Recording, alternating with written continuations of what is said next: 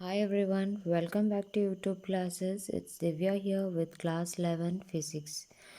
So we have been on our chapter number 9 work energy and power. So in the last class we have started with the section energy, out of which we have already discussed the topic kinetic energy and work energy theorem.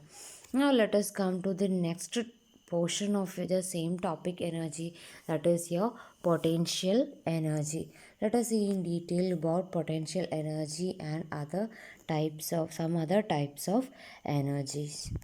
Potential energy, let us start with the definition. Already you know that it is energy possessed by an object due to its position or state.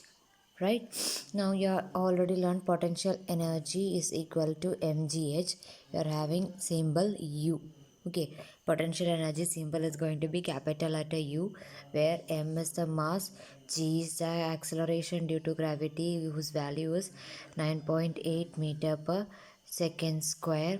Now h is going to be the height in which the object is going to be. Now this potential energy also depends on the mass and height. Higher the mass, higher will be the potential energy, and higher the height, greater will be the potential energy. So this is all about the definition and all. Now coming to the SI unit, since potential energy is a form of energy, automatically an SI unit is going to be joule, right? Potential energy, it is mainly classified into gravitational potential energy and elastic potential energy. Gravitational potential energy is the energy possessed by an object for all the work done by an freely falling body, that is under acceleration due to gravity. Now when you come to elastic potential energy and gravitational potential energy, is actually equation is going to be mgh itself, isn't it? Now elastic potential energy means the energy possessed by the deformed state of an elastic object, that you call it as the elastic potential energy. Their elastic potential energy there, the work done will be due to the motion also and its position also. There you have all learning the equation U is equal to kinetic energy, that is equal to half kx square, isn't it? This is the equation you are finding it for a potential energy of an ideal spring, isn't it? Now if you consider the case of an ideal spring, you will the deforming force F will be directly proportional to the displacement, isn't it?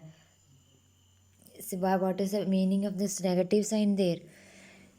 Direction is opposite to that of the displacement. The force is opposite to the direction of displacement, that is why it is given as minus x. Now to change the proportionality sign, you are having f is equal to minus kx, where k is known as the force constant of spring or your spring constant. K is the spring constant. Clear? Now this is a basic equation you are going to start with. Now for a case of a spring, if you're going to stretch the spring through a distance, so you will be having another force F dash, isn't it? So according to Newton's law, F dash will be equal and opposite, and that will be equal to kx, because this minus and minus kx minus will get cancelled, and F dash will be equal to kx.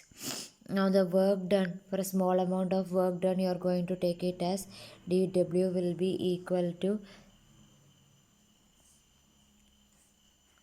f dash of dx, isn't it? Now f dash of already having the value kx into dx. Now as usual, what are you going to do? Total work done will be integral of this value.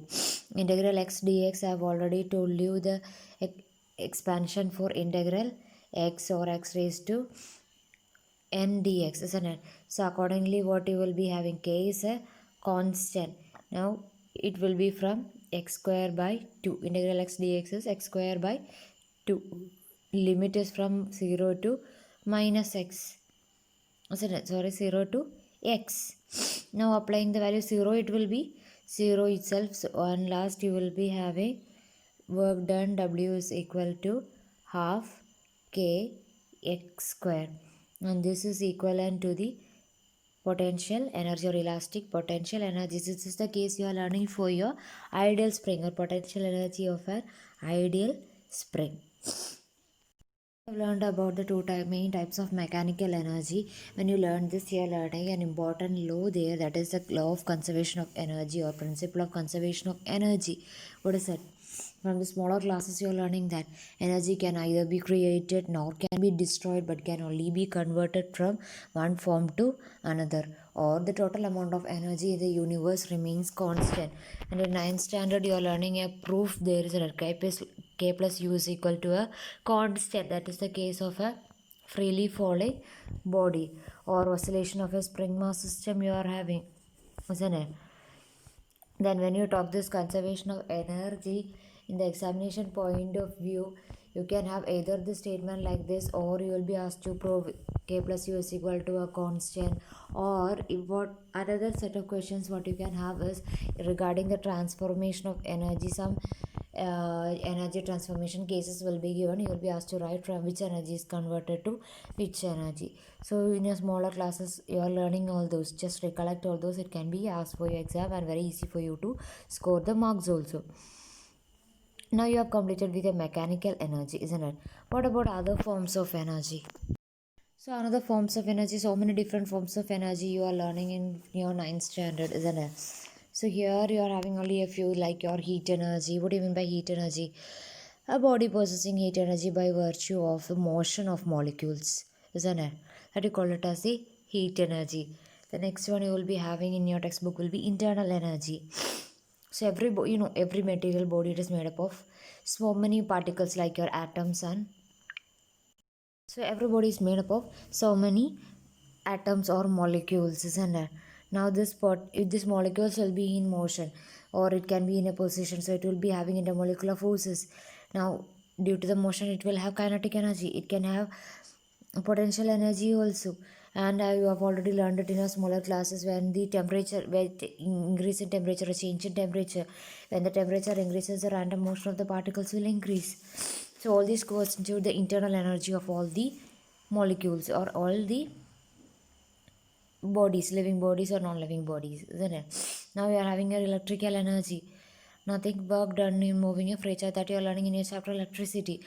Work done in moving free charge in one place to another, or in a conductor, that you call it as the electrical energy. What about chemical energy? See, it is energy due to the binding of atoms. Binding energy you are learning in chemistry, isn't it? So energy possessed by virtue of the binding of atoms, you call it as the chemical energy. You are having nuclear energy. That is coming out of due to nuclear reactions. You are having elastic, then gravitational energy you are having. The energy in case of a gravitational attraction, you call it as a gravitational energy, isn't it? Or an energy possessed by a body on the surface of earth or in the universe, you call it as the gravitational energy. Now try this, so many thermal energy, magnetic energy, so many types of energies you are having, isn't it?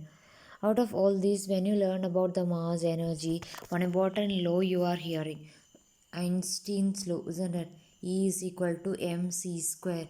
This is a relation, very important relation, which is the basic of the universe itself.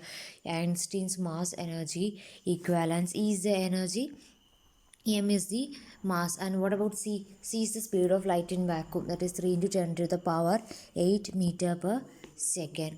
Actually this relation, what it indicates, the enormous energy obtained from a complete conversion of a very small amount of mass. That is only a relation. Don't go much into this.